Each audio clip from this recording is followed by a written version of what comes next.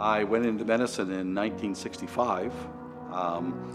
My high school football coach told me that I had always told him I was going to become a doctor. I didn't remember that. He said I was going to become a doctor or an astronaut. So I never got off the ground, but I did become a doctor. In medical school, the female across from me, a cadaver, one day I looked at my friend and said, I'm going to ask her out. And he said, don't. And I said, what are you talking about? He says, you're the marrying kind. And in every class, two couples get married. And so if you ask her out, you will end up getting married. And I said, don't be silly, I'm just going to ask her out. I married her. And that was the best decision I ever made in my life.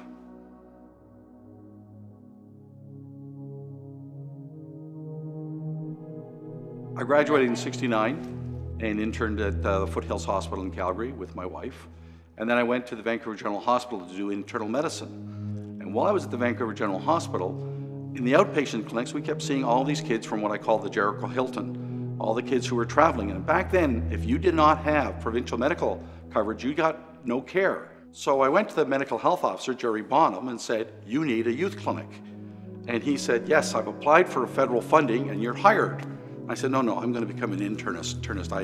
I haven't got time to go off and do something like that. And he said, you really have to do it because you're the right person. So we got the federal grant, I was hired, and I became the director of the Pine Street Clinic. And I also, though, was also working as assistant medical health officer in Vancouver. And after 3 years of running Pine Street and doing the assistant's job, I found that I really enjoyed public health. So I decided that I would make a career of public health, went back to Toronto, did my diploma in public health, and then came back and was the medical health officer in New Westminster Coquitlam. I never had any trouble after Pine Street understanding that everybody that we saw in Pine Street Clinic and that was a daughter, was a sister, was a mother, was a friend, was a neighbor. You had to understand that about public health, that people are people. And some of them are different than we are, but that doesn't make them bad. And so you had to provide health care to everybody.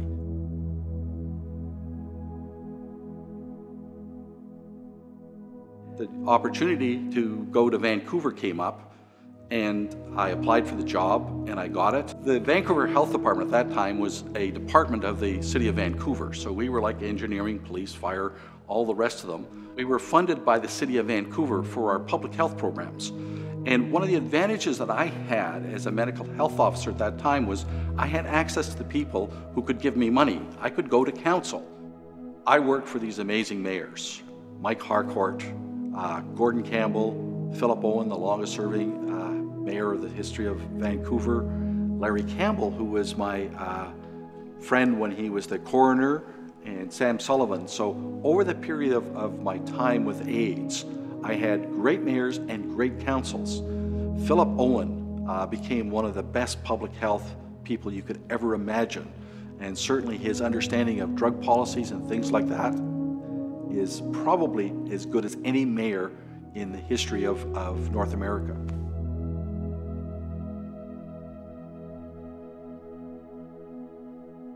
Ted McLean had been actually my direct boss when I first worked in Vancouver as an assistant medical health officer and was running Pine Street Clinic. But I brought Sean Peck in as my deputy medical health officer, so what to do with Ted? And Sean said, John, we need a director of communicable diseases. So Ted went to San Francisco and he went right into the middle of the AIDS epidemic evolving in San Francisco. Ted then found out what was going on, and when he came up, to me, Ted was the catalyst for getting so much going in Vancouver because people said it wasn't here, and Ted started to go through the death certificates, and he would look for anybody in that age group, 20 to 50, who had died of pneumonia, and then he would phone them and say, this patient didn't die of pneumonia, this patient had AIDS, and he'd ask, what tests had you done, what diseases had you cultured, and all sorts of things, and all of a sudden we started to find that the epidemic was here and was expanding. In addition to Ted going through the death certificates, I used to do that too. So we would split them up and I would look through them and find the ones for Ted to follow up.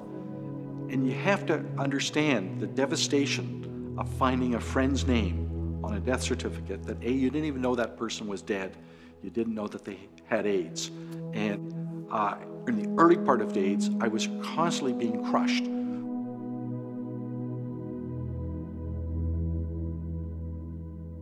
San Francisco had an AIDS task force under the mayor's office. And so I took that concept to council, and Gordon Campbell agreed, but to my surprise, Gordon said, I'm going to chair it.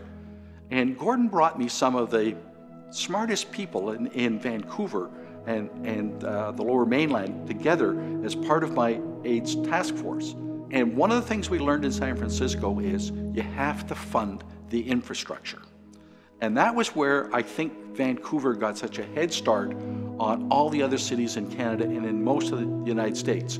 The other thing was that this task force said was PWA and AIDS Vancouver had to work at least in the same building, at least cooperatively. They had to share the same photocopiers, telephone systems and things like that. And so we sort of pushed AIDS Vancouver and PWA together largely as an economy measure so that they didn't have to each have separate operations going. That, I think, in the end proved to be a very, very useful thing to do.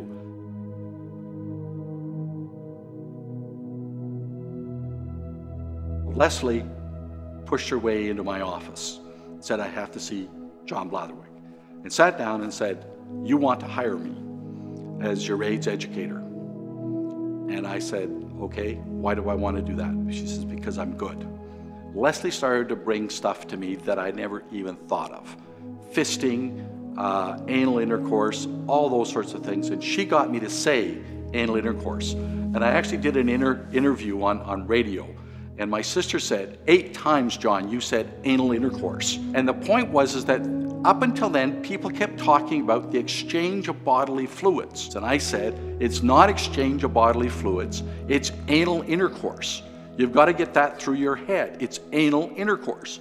And I guess I kept on saying anal intercourse. But it was Leslie that taught me that you had to say things like this. And then Leslie would bring me these brochures. And literally, I was horrified. Remember, I came from a military background. I was a commander in the Naval Reserve. I was growing up on Air Force stations. This stuff was foreign to me. She would go and she would work with AIDS Vancouver. They would create the stuff.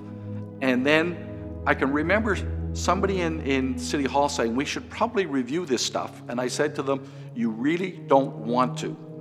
Because if you review it, you're essentially approving it. Let me approve it, and let me take the heat, because there will be heat from some of these cartoons that we were producing, some of these booklets, but it was graphic.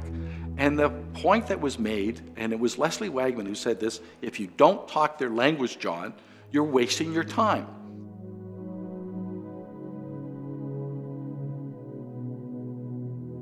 I'd gotten into this fight with Bill Vanderzam on the Jack Webster show about whether we needed AIDS education in the schools.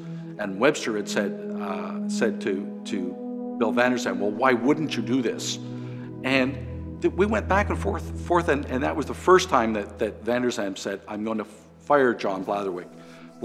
And Jack said to me, what do you think of that? And I said, well, I don't want to be fired, but I'm not going to change how I do things. And at the end of the show, Bill Vanderzam finally looked at Jack and said, we will have an AIDS education program in every school by September. Bill Vanderzam was probably one of the best MLAs you could ever meet. As a premier, not quite so good.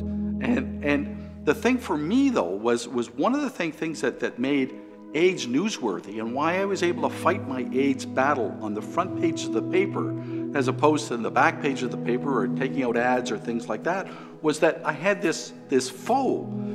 In the United States, the Surgeon General had Ronald Reagan. In British Columbia, John Blatherwick had Bill Vanderzam. That's what made it newsworthy.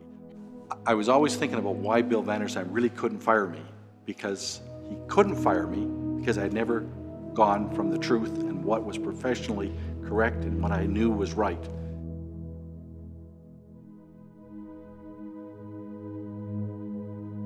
One of the first things that we had to take to City Council was the needle exchange program. Having looked at Europe in particular, we knew that was something that had made a difference.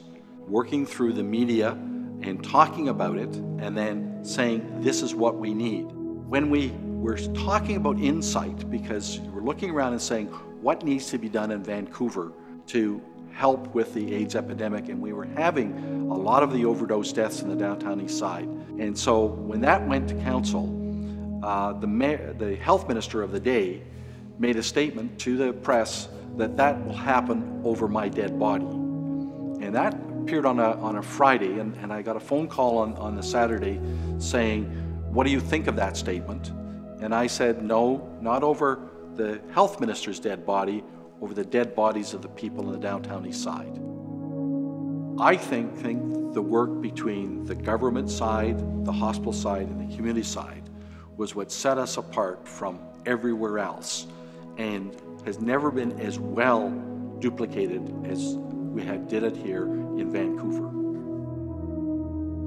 I want to be known as a great husband, a great father, and a great grandfather.